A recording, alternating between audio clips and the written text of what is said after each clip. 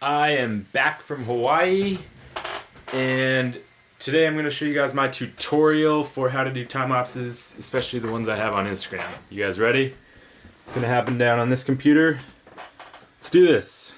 Alright, so I'm going to try and get through this early stuff as quick as possible, but basically I have Adobe Bridge open here, and it's a really quick way to be able to look through all of your photos, see how your time lapse looks. It's a lot faster than Lightroom, that's why I use it.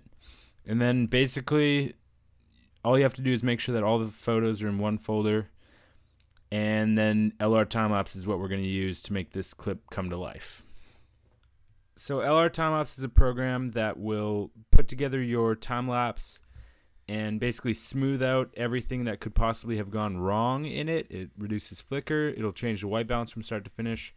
It's a really awesome program. Highly recommend it. I'll put a link below in the description and tag it above. So what it's doing right now is it's loading all the previews, and then I'll be able to set keyframes here and edit the keyframes to make the colors and the exposure work, and then I'm going to save that and go edit those in Bridge now.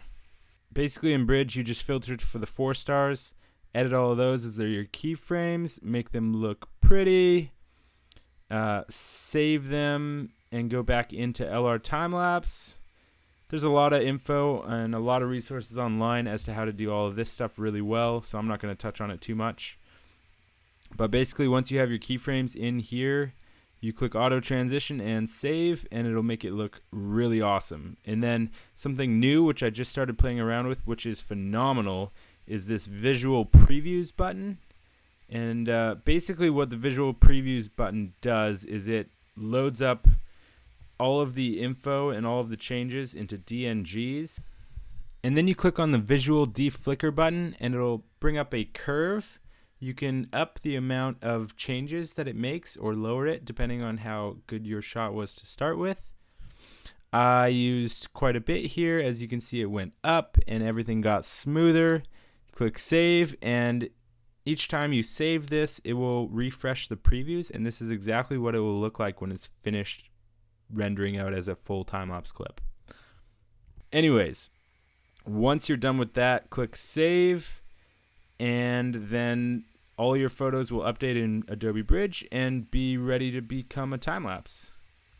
Then basically open After Effects, create a composition the same size as your photo. Simple stuff here. I'm going to add neat video because I let the A7S go all the way up to ISO 12,000 or something crazy. I can't remember. So it needed a touch of cleaning, but not very much. And then just render it out at a full-size clip I use Cineform, which is amazing. GoPro makes it. Or if you're on Apple, you use ProRes. And then click that old render button. Now, this is where the fun part comes in, and I'm sure this is why most of you guys from Instagram are here to see this. And this is where we do the cool zoom-in effects that like go from full screen to only using part of the screen. So the first thing we got to do is set up a composition, and to do this, set up a sequence. So basically, you just create a new sequence, and you got to make it 1080 by 1350. All the other settings are the same as a normal video. And then after that, create a color matte, and this is a white background, and this will make sure that if you zoom in and out, the background will look the same as the rest of the Instagram feed, and this is what it makes it look like it's kind of coming out of nowhere. Really cool effect. Anyways, chuck that on the timeline, and then import your sequence.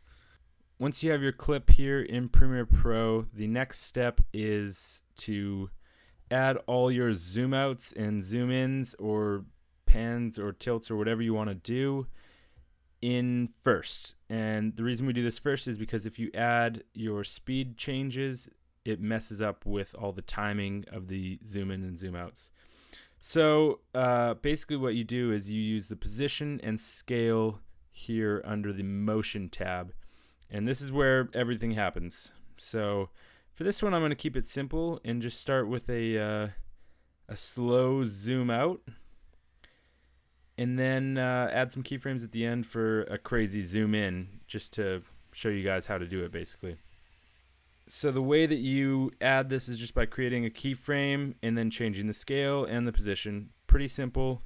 You can get crazy with it here with these little kind of blue lines. You could pull on them and make things get a lot smoother. Sometimes it does crazy things, so just play around with it a lot and then you'll end up making it really smooth. I'm going to just do like a slow zoom out into like a very smooth stop so you don't notice it stopped. And then once you're done with all your keyframes, and this is really important, you have to nest your sequence. So what nesting does is it will keep your settings the exact same and create a new composition on top, and then you can make any changes to this one and it won't affect the where those effects on the previous clip were. So for us, we can speed ramp and it won't change when the zoom ins and zoom outs happen. So the easiest way to do this is just find your points where you're going to change your speed. For me, it'll be at the end of the zoom out and the end and right before the zoom in, and make a keyframe on each. And then basically to make the speed go faster, you just drag up on the line here until you've got a nice speed that you're happy with. And you can pull these tabs apart to slow the transfer from fast to slow or slow to fast and make everything just a little bit smoother, which I'm going to do here. Play around with it a bit until you're happy. And that's it. That's all that I do. Now this is the final step here. What we're going to do is export this. So go into that file, export, find where you're going to save it to. You can match settings or you can change it yourself, but the most important thing to look out for here is that you want that final file size to be right around 50 megabytes. I'm not sure why. I've tested it way higher. I use about 100 for my YouTube videos, for the time-lapse ones at least, because I want them to look the greatest possible. But for some reason with Instagram, if you make them too high, they kind of come in glitchy. So 50 megabytes is that special number that I've found at least. And then export it, send it to Dropbox. And then pull up Dropbox on your phone. Dropbox has worked the best for me to make sure that it's the highest quality. Download it to your phone, upload it back to Instagram here. Make sure you click on that arrow button in the corner to make it full portrait. Watch it, pick a cover frame, and you want to pick one that's not all the way zoomed out because otherwise you'll get white bars in your profile. So you want to pick a frame that's going to be right in the middle and will cover the whole frame when you put it on your profile.